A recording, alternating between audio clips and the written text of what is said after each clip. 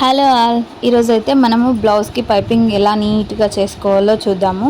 మరీ లావైనా మరీ సన్నగా ఉన్నా కొంచెం అటు ఇటుగా లూజ్గా అయినా కూడా పైపింగ్ అనేది నీట్గా రాదు. కాబట్టి పర్ఫెక్ట్గా ఎలా చేసుకోవాలి అన్నది ఈ వీడియోలో అయితే చూస్తాము.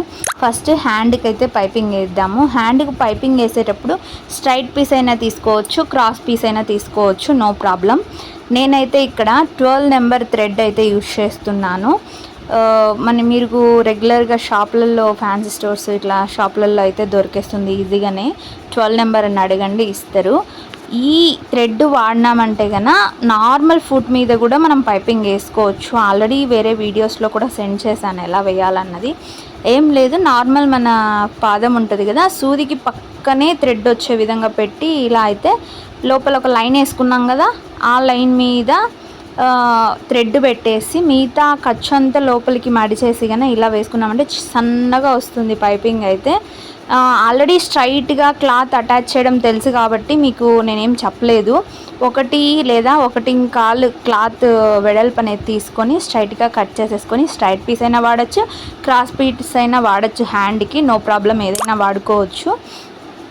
ఇలా ఆ లైన్ ఉంటుంది కదా, లోపల మనం ఖర్చు లైన్ కుట్టుకున్నాం కదా, ఆ లైన్ మీదనే ఇలా థ్రెడ్ పెట్టేసి మిగతా క్లాత్ అంతా ఫోల్డ్ చేసేసి ఎక్కడ కూడా ఎలాంటి లూజ్ లేకుండా ఇలా కొంచెం టైట్గా పట్టుకొని కుట్టు వేసామంటే కనుక థ్రెడ్ పక్కనే కుట్టు పడుతుంది.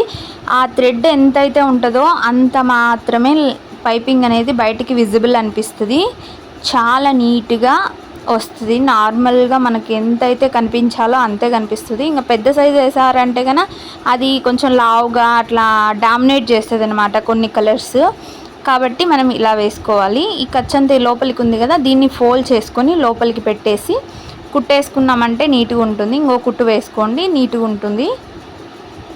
నేనైతే ఇక్కడ ఇలా ఫోల్డ్ చేసి స్టిచ్ చేస్తున్నాను. ఒక 1/2 ఇంచు లేదంటే 1/4 ఇంచు గ్యాప్ పెట్టుకొని మనకి క్లాత్ ఎంత ఉందో అంత ఫోల్డ్ చేసేసుకొని నీట్గా స్టిచ్ చేసుకుంటే పోగులు బయటికి రాకుండా మనకి అనీజినెస్ లేకుండా నీట్గా ఉంటుంది.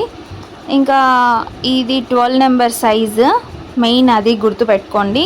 ఇదైతేనే పర్ఫెక్ట్గా వస్తుంది మీకు పైపింగ్.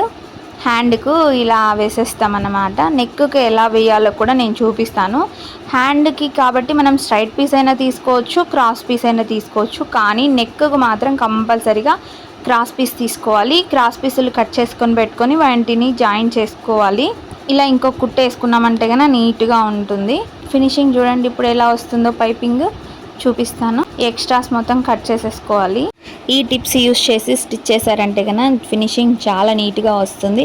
బిగినర్స్కి కంపల్సరీ యూజ్ అవుతుంది. స్కిప్ చేయకుండా చూడండి. ఇలాంటి మరిన్ని వీడియోస్ కోసం సబ్స్క్రైబ్ చేయండి.